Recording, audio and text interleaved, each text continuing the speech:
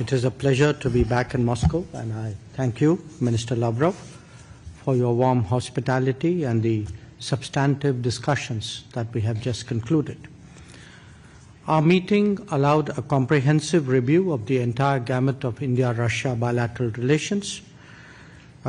We believe that the relations between India and Russia have been among the steadiest of the major relationships in the world after the Second World War.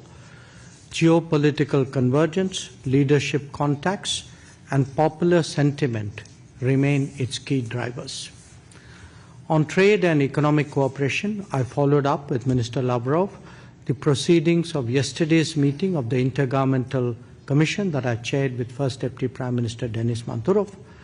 We reaffirmed our shared ambition to expand bilateral trade in a balanced and sustainable manner, including by increasing India's exports to Russia. This requires swiftly addressing non-tariff barriers and regulatory impediments, enhancing Indian exports to Russia and sectors like pharmaceuticals, agriculture, and textiles will certainly help to correct the current imbalance. Steps to ensure long-term supply of fertilizers was also taken up. Indian skilled workers, especially in IT, construction, and engineering, can address the labor needs in Russia and deepen collaboration. Sustaining energy cooperation through trade and investments is also important. We also spoke about connectivity initiatives, including the International North-South Transport Corridor, the Chennai-Vladivostok Eastern Maritime Corridor, and cooperation in the Northern Sea Route. These corridors promise to deepen economic linkages, reduce transit times, and expand trade access between across Eurasia and beyond. Our defense and military technical cooperation also remains robust. Russia supports India's Make in India goals, including joint production and technology transfer. The opening of 2 new Indian consulates in Kazan and Yekaterinburg need to be fast-tracked. That was also a subject of our conversation today. These consulates will further deepen our regional outreach and enhance trade and people-to-people ties. I took up the issue of Indians serving in the Russian army. While many have been released, there are still some pending cases with some missing persons.